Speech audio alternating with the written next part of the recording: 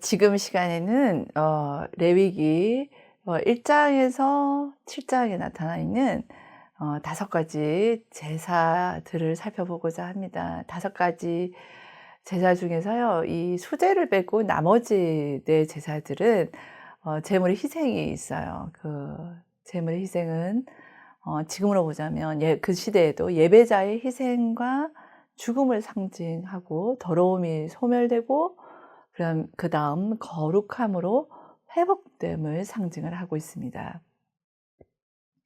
첫 번째 제사인 번제를 살펴보면 번트 오퍼링이라고 해서 1장에 나타나고 있어요. 이제 이 번제는 속죄와 상관이 되어져 있습니다. 그 특징은 흠이 없는 제물을 불로 태우는 제사다. 불로 태우면 어떤 일이 일어나요? 연기가 올라가죠. 그래서 히브리어는 올라라고 되어 있어요. 이 하나님께로 그 연기가 올라가게 되고, 이 제물은 드리는 사람의 경제적인 상황을 따라서 소, 양, 염소, 새 이것을 드린다라고 1장에서는 얘기를 하고 있습니다. 이 제물을 드릴 때 요건이 하나가 있어요. 그 조건은 뭐냐면 흠이 없어야 된다라는 것입니다. 흠이 없어야 이 속죄를 대신할 수 있는 것이죠. 여기에 예배자인 가지고 온 제물, 희생인 제물을 드리고 이 제사를 드리는 사람을 예배자라고 했을 때 그의 역할은요, 이 희생 제물의 머리에 손을 얹어요. 안수하고, 그리고 번제단에 올려서 그 모든 제물을 불태워서 그것이 연기가 하나님께 올라가게 하는 그 역할입니다. 그런데 여러분이 기억해야 될 것은요, 제사장이 하지 않아요. 제사장의 역할은 있습니다. 제사장도 역할이 있는데 이 예배자가 해야 되는 것이 있어요. 뭐냐면 제단 북쪽에 가서 짐승을 직접 잘라요. 잘게 자르고 뒷다리 내장을 깨끗하게 씻어서 붙은 어물까지도 다 손수 다 제거를 해야 됩니다. 그러면 제사장은 어떻게 하냐면 그 피를 받아서 제단 사방에 뿌리고 그 제물을 제단 위에서 불사르는 역할을 제사장이 했습니다. 이것을 통해서 우리가 볼 수 있는 건요, 고대의 예배자들은 예배에 대해 적극적으로 참여하였다라는 것입니다. 자칫 잘못 생각하면 이 제사들은 제사장이 모든 걸 다 한 것 같잖아요. 그렇지 않아요. 이 예배자는 이것이 흠이 있냐 없냐부터 살펴봐야 되고, 그리고 가져오면 또 제사장이 살펴보지만 적극적으로 그 예배에 참여해서 각을 뜨고 바치고 이런 것들을 했습니다. 하나님과 자신과의 그 관계에 깊은 영향을 줬어요. 그래서 예배자가 제물의 안수를 하죠. 그것은 죗값을 치르는 속정과 상관이 되어져 있습니다. 이 번제는 매일매일 드려졌는데 이것이 인간의 죄악, 그러나 하나님의 거룩, 이것이 지속적으로 하나님의 거룩과 인간의 죄악은 속전되어지고 해결되어지고 하나님의 거룩으로 회복이 날마다 되어져야 되는 것을 이 번제는 우리에게 상기해 주고 있습니다. 그리고 또 하나는 이 번트 오퍼링, 이 번제물에 있어서는요, 흠이 없는 수컷을 드렸어요. 그 시대에는 암컷보다 이 수컷이 더 가치가 있었습니다. 그래서 이 수컷을 드린 다음은 하나님께 최상의 것을 드리는 것을 얘기해요. 이 번제와 속번제에 드려졌는데요, 최상의 것을 하나님께 드렸다라는 것이고, 또한 1장 3절과 4절을 한번 여러분이 읽어보시면 거기에 여호와 앞에 기쁘시게 받으시도록 이라고 되어져 있어요. 이 번제의 특징은 하나님이 기쁘시게 하시는 데 목적이 있습니다. 그래서 요약을 해보자면 이 번제의 목적은 첫 번째로는 예배자의 죄를 속죄하는 제사의 목적이 있고, 그리고 두 번째로는 이 번제는 순종의 행위나 감사의 행위로 하나님 앞에 드려졌어요. 이 두 가지 목적으로 곳곳에서 드려졌던 것을 볼 수가 있습니다. 그렇다면 이 번트 오퍼링을 우리의 삶, 지금 현재 어떻게 적용하면 좋을까요? 그것은 예수 그리스도께서 세상의 죄를 위한 번제물이 되셨음에 우리가 감사를 드려야 할 것 같습니다. 이것이 가장 첫째 드려야 될 것 같습니다. 두 번째로는 여기 번트 오프링, 번제를 통해서 예배자의 죄가 자복되어지고 그리고 또 하나님의 길을 따라 살겠습니다는 결심을 하고 그것을 선언을 해요. 참된 예배자로서는 우리가 가장 먼저 필요한 것은 또한 죄 사함에 대한 우리의 고백과 그 죄 사함이 예배의 필수라는 것입니다. 번트 오퍼링을 드리는 그 예배자가 직접 짐승의 더러운 부분을 다 닦고 각을 뜨고 그렇게 예배에 적극적으로 하나님 앞에 나아갔던 것처럼 우리 또한 하나님 앞에 나아갈 때 우리의 죄를 적극적으로 자복하고 용서받았음에 선언을 하고 하나님을 이제는 정결하고 거룩한 하나님의 백성으로 제가 잘 섬기겠습니다라는 제 헌신이 우리 가운데 있어야 됨을 이 번트 오퍼링의 예들을 통해서 우리가 적용해 볼 수가 있겠습니다. 그래서 이 레위기에 나타난 이 번제에 대한 성경 해석을 하자면 그에 대한 적용은 이렇게 할 수 있다라고 생각합니다. 두 번째 제사가 있어요. 두 번째 제사는 grain offering이라고 하는 소제입니다. 2장에도 나타나 있고 6장 14절에서 23절에서도 명시되고 있습니다. 이것은 이 소제는 이제 공식적으로 매일 드려진 제사가 앞에서 본 번제입니다. 그다음에 번제 다음에 항상 이 소제가 이어져요. 민수기 28장에 보면 나타나 있는데 이 소제는 곡식으로 드리는 곡물 제사이고 이것은 전부를 태우는 것이 아니라 일부분만 불에 태워져요. 그리고 나머지는 제사장이 먹었습니다. 그것을 이제 하나님께 드려질 때는 화덕에 구워지거나 아니면 철판에 이제 붙이거나 이제 냄비로 굽거나 튀기는 것 같은 그런 모양새이죠. 그 다음에 추수 때에는 이것을 이제 볶아 찌은 곡식으로 하나님께 드려도 됐어요. 이건 14절에 나타나 있습니다. 근데 이것들이 드려질 때는 유황과 함께 드려졌어요. 그런데 누룩과 꿀의 첨가는 금지되어졌어요. 학자들 가운데 왜 누룩을 금지했을까라고 했을 때는 이제 이 제사는 우리가 생명력이 없는 걸 드렸잖아요. 근데 누룩이 들어간 것은 어떻게 돼요? 이게 부풀어지고 그 안에서 뭐 변화들이 일어나잖아요. 그래서 이것을 금지했을 것이다라고 얘기하는 학자들도 있습니다. 이 소제의 뜻은 히브리어로는 민하라고 해서 선물이라고 해요. 혹은 곡물이라는 의미를 가지고 있습니다. 실제로 이 민하라는 것은 고대에서 이제 이렇게 왕이 있어요. 왕이 있고 이제 봉신 왕이 이제 자신의 영주가 있는 거예요. 그 영주에게 이제 호의를 나타내고 충성하겠습니다. 이 표시로 주었던 돈을 민하라고 해요. 사사기나 사무엘하나 열왕기에 보면 나타나 있는데요. 즉 이 소제는 예배자인 우리가 언약의 하나님께 드린 선물, 곡물 이렇다, 곡물이다라고 보시면 되겠습니다. 이 소제의 의미는 하나님께서 우리의 구주이시고 우리 죄를 사해 주시고 이제 언약의 왕이신데 그 하나님에 대해서 우리가 헌신하겠습니다. 우리가 성결하게 살겠습니다. 라고 하면서 그 감사함으로 드리는 감사의 제사이기도 하고 또한 율법의 순종함을 기꺼이 지키겠습니다는 다짐의 표현으로 이 소제가 드려졌어요. 그렇다면 이 소제를 오늘을 살아가는 예배자인 우리에게는 어떻게 적용을 할 수 있을까요? 이 소제를 가지고 해석을 하자면 이스라엘이 이것을 아침과 저녁에 하나님께 드렸어요. 그런 것처럼 우리가 그리스도를 섬김에 있어서 아침 저녁으로 하나님께 나아가는 열심이 필요하다라는 것입니다.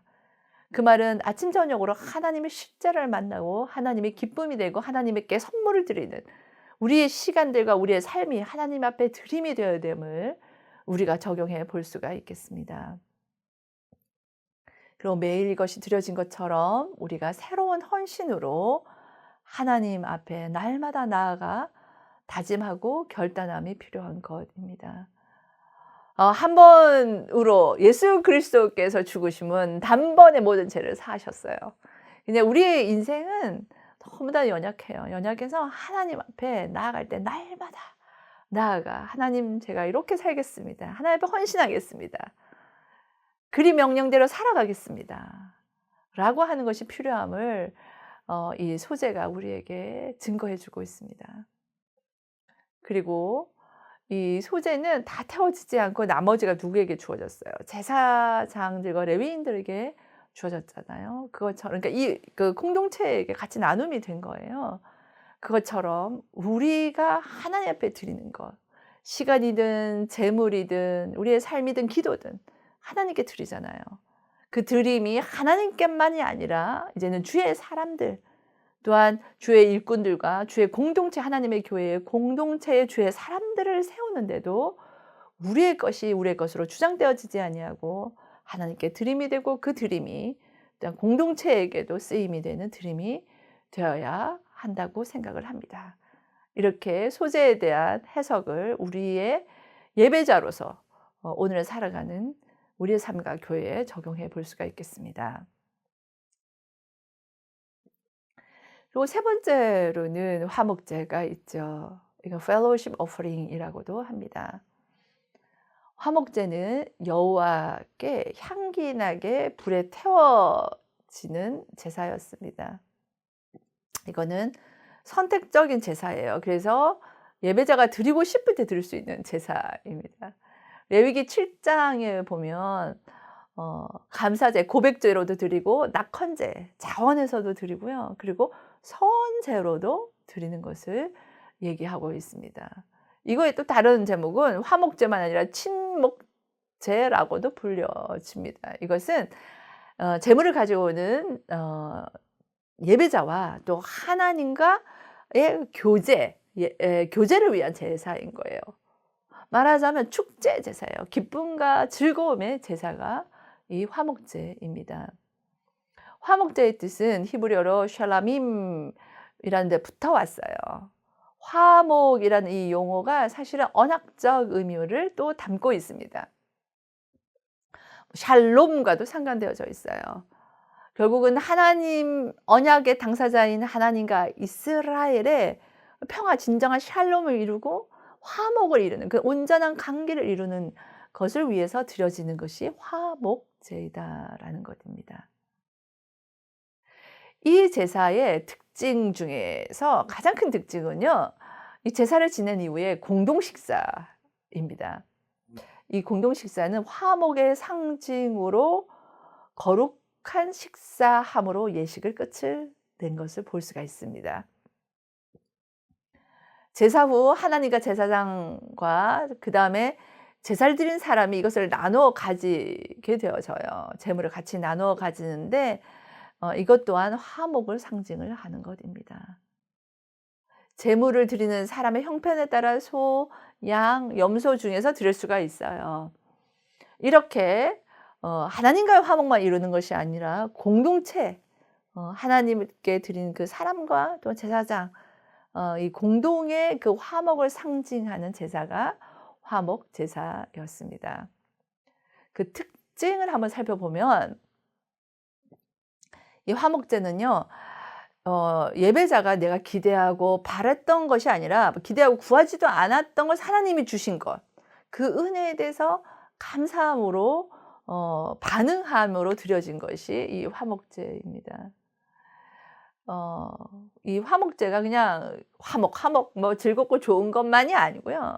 죄의 고백도 있고 구원과도 상관성이 있습니다. 그런데 이 즐거움, 하나님과의 연합을 이루고 만남의 그 즐거움이 담겨 있는 제사가 이 화목제입니다. 이 화목제의 특징 중에 하나는 그냥 이 제사 제도로 하나님 앞에 나아가는 행동만 있는 것이 아니고요. 말로 표현이 되어졌어요. 예를 들면 서원제와 감사제가 그럽니다. 시편들에도 그러하죠. 하나님께 찬양하며 말씀으로 나아가고 있습니다. 이 제사는 또 특징 중에 하나가 이제 콩팥과 내장의 기름을 하나님 앞에 드려요. 그것은 어떤 의미냐면 이제 콩팥과 내장 가장 깊숙이 있는 중심부에 있는 부분인데 이것의 의미는 예배자가 가장 좋고 가장 깊은 감정을 하나님 앞에 드립니다라는 것의 상징으로 볼 수가 있습니다. 가장 소중한 것을 하나님께 드려서 하나님의 임재 가까이에서 무엇을 하나요? 함께 그 먹음과 즐거움, 나눔의 식사를 하는 것입니다. 이것은 그냥 먹는 데 자체의 의미가 있는 것보다는 그 예물을 같이 먹음을 통해서 그 예물에 있는 생명력 있죠. 하나님께서 베풀어 주시는 그 생명력을 우리에게 돌려주시는 것. 그것을 상징한다라고 볼 수가 있겠습니다. 그렇다면 이 화목제에 대한 해석으로 우리에게 어떻게 적용을 할 수가 있을까요? 여러분, 우리에게는 이 화목제가 예수 그리스도께서 화목제물이 되어 주셨습니다. 하나님과 우리 사이에 막힌 담을 허시고 화목케 하셨어요. 누가복음에 보면 예수 그리스도께서 죽기 직전에 말씀하세요. 이렇게 떡을 떼시면서 이것은 내 살이라 얘기하시고 잔을 드시고는 이것은 내 피로 세우는 새 언약이다라고 하시고 고린도서에서는 이 만찬을 기억하고 너희가 서로 나누다라고 얘기를 하고 계시죠. 곧 성찬 주의 만찬에서 하나님께서 베푸신 그 구원 그것에 감사하고 또 우리가 이렇게 살아가겠습니다 하는 섬김을 다짐하고 또한 그 받음에 대한 감사의 찬양과 기도가 터져 나와야 된다라고 생각합니다. 그래서 주의 성찬은 절기에 행하는 우리 한국에서 예배 드릴 때에 어느 절기 추수감사절, 성찬절 그리고 부활절 이때 절기에 드리는 하나의 행위가 아니고 하나의 제의가 아니라 그 제의에 담겨져 있는 예수 그리스도의 화목제 되심 그것을 우리가 받은 생각지 않고 기도하지 않고 구하지도 않는데 베풀어 주신 그 하나님의 은혜에 감사 찬양하는 시간들을 가지시기를 바랍니다. 또한 하나는 하나님과의 화목을 위한 즐거움과 교제의 만남이 아니고 이것은 또 공동체가 서로 나눠 먹고 기뻐하고 즐거워한 것을 봅니다. 결국 공동체의 화목을 위해서 우리가 서로 돌아보아 사랑과 선행을 격려하여 나누고 또한 교회를 세우는 것이 마땅하다라고 생각합니다. 이렇게 우리가 하나님의 교회로서 살아가면서 예수 그리스도와 그 다음에 하나님께 또한 성령께 하나됨 그 예수 그리스도로 인하여 하나님과 화목을 이루고 또한 주의 교회의 공동체로서 서로가 화목을 이루어 이 땅 가운데 온전한 하나님 나라를 맛보는 역사가 화목의 제사가 우리의 예배 가운데 드려짐으로 있어지길 주의 이름으로 축원합니다. 네 번째로는 속죄제가 있습니다. Purification Offering이라고 하죠. 정결케 하는 제사인데 정결케 하는 것은 죄의 문제가 해결되어야 되잖아요. 죄를 해결하는 제사가 속죄제입니다. 이것은 본인이 생각지도 못한 의식지 못한 중에 지은 죄도 있어요. 5장 1절에서 6절에 보면은 나타나 있습니다. 이 속죄제에 대한 것은 4장에서부터 5장 13절까지 나타나 있고 6장 24절에서 30절에도 이것이 다시 한번 얘기가 요약되어서 나타나 있습니다. 그래서 의식하지 못하고 지은 죄가 사함받기 위해서 드려진 것으로 예물은 이 죄를 지은 사람의 신분에 따라서 좀 달라져요. 제사장은 흠이 없는 수소를 드리고 이스라엘의 온 회중은 또 수송아지를 드리고요. 이스라엘 회중의 지도자들은 순염소를 드리고 이스라엘 평민들은 암염소를 드려야만 했습니다. 왜 이렇게 제물을 하나님께 드리는데 차별을 뒀을까요? 이렇게 차별을 두는 것은 이스라엘 공동체 안에서 지위가 높고 책임이 큰 사람일수록 하나님과 화목하기 위해서는 더 큰 희생과 대가를 지불해야 한다라는 것을 뜻하는 것입니다. 이 속죄제는 정결이 주 요소예요. 그래서 정결을 하는데 그 죄를 지은 사람은 정결이 아니고 이 정결이 중요한 요소이기 때문에 예배 장소의 정결을 위해서도 피 뿌림의 의식이 이 속죄제에 나타나고 있습니다. 속죄제는 하나님과의 단절이 죄로 인해서 일어났는데 그것이 다시 회복되기 위한 목적으로 되어진 것이 이 속죄제입니다. 이 속죄제의 특징은 보면 죄로 인해서 하나님과 단절되는데 이 죄로 인해서 더러움이 일어난 거예요. 제가 이 땅을 더럽히면 하나님이 거하시는 곳도 더럽혀지게 되죠. 그래서 하나님의 백성을 살아가면서 모르고 더럽혀진 백성이 있어요. 개인의 죄가 알지 못하게 그냥 성소로 들어가거나 성전에 가면 어떻게 될까요? 그 땅과 그 장소가 더럽혀지게 되죠. 그래서 백성 개인의 죄가 거룩하신 하나님의 공동체와 성소를 오염시킬 수 있기 때문에 알지 못하고 지은 죄에 대한 속죄제를 드리는 것이 중요한 것이었습니다. 그럼 이 속죄제를 우리의 예배와 예배자인 우리에게 적용을 한다면 우리 한 사람의 행위가 교회 공동체와 하나님 나라에 해를 끼칠 수 있음을 우리가 알 수가 있어요.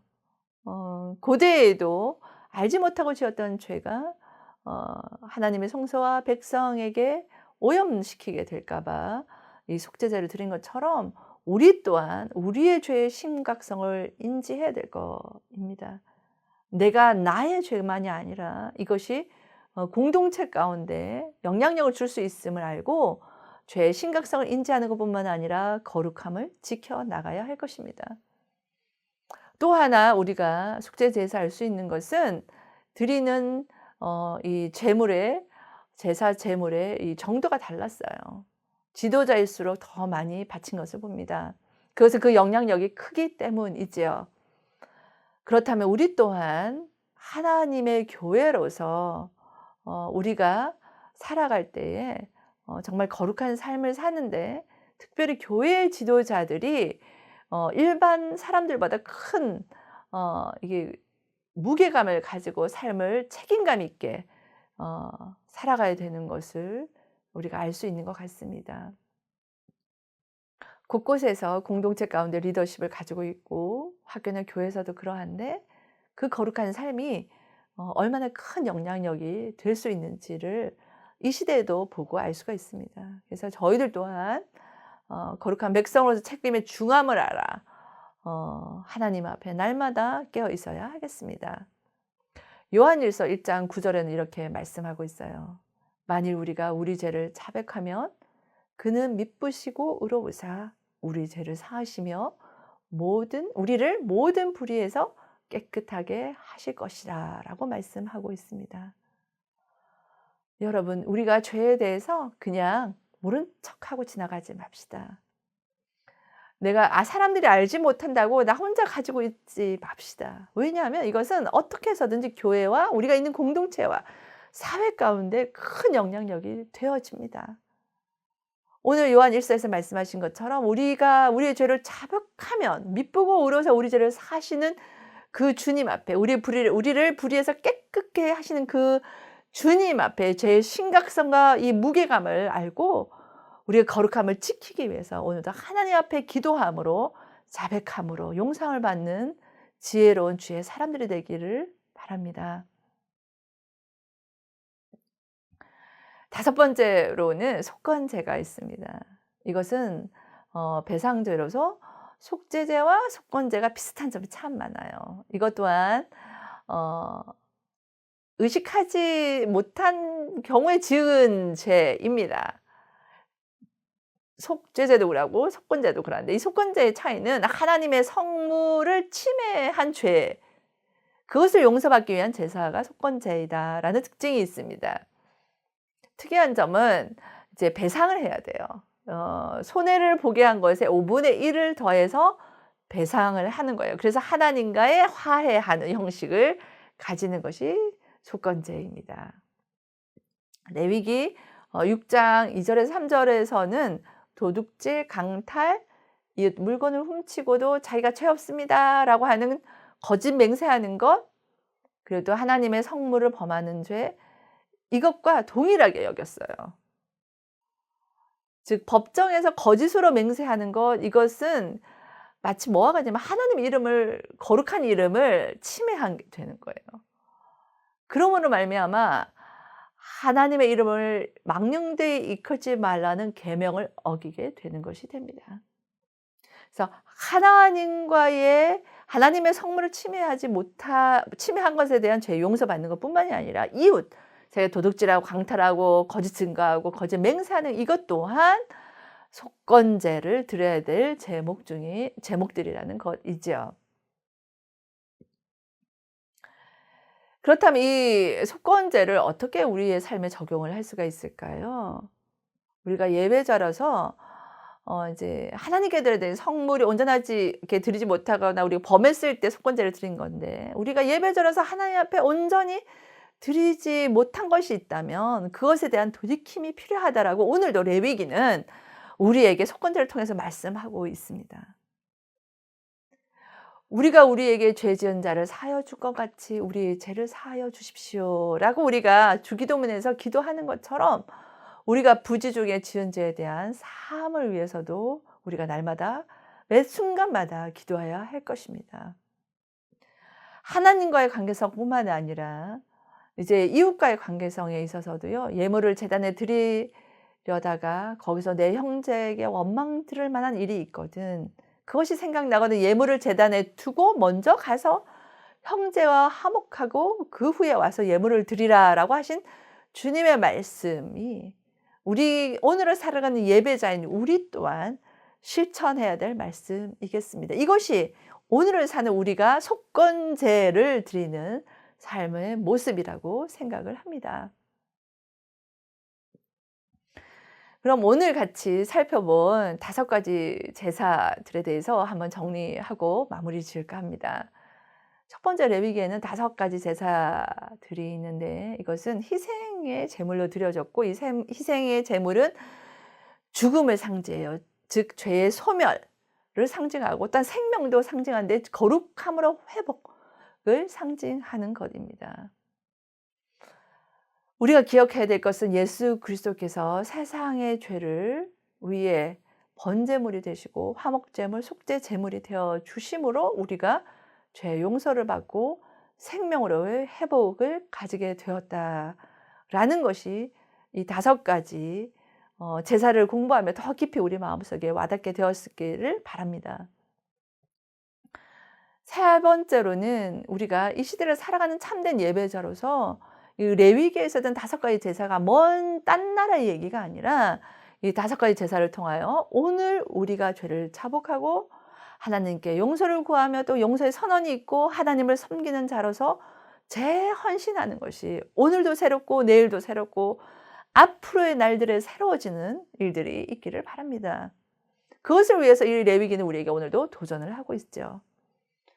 네 번째로 화목제는 하나님과의 화목만이 아니에요. 그죠? 이웃 공동체와 함께 식사하며 화목을 이룬 것처럼 공동체 안에서의 그 화목 또한 하나님과의 화목하는 것과 함께 중요한 것임을 얘기하고 있습니다. 속건제를 통해서도 부지 중에 하나님의 이름을 혹이라도 망령되이 일컫게 한 것이 없는가 생각을 하고, 그렇지 않도록 삶을 살아야 될 뿐만 아니라 하나님과 공동체 앞에서 거룩과 진실한 삶을 살아야 할 것을 말하고 있습니다. 이렇게 우리가 함께 살펴본 5가지의 제사 제도들이 레위기에 적혀 있는 것으로 끝난 것이 아니라, 그 안에 있는 것을 우리 분석하고 해석하는 것으로 끝나는 것이 아니라, 이렇게 공부하고 연구하고 깨닫게 된 주제들과 그에 대한 감동을 통하여 우리의 오늘을 살아가는 예배 가운데 우리의 삶에 적용하는 그런 하나님 말씀에 살아 계시는 그 역사가 우리의 심령을 바꾸고 우리의 삶을 바뀌는 것이 경험되어지길 주의 이름으로 축원합니다.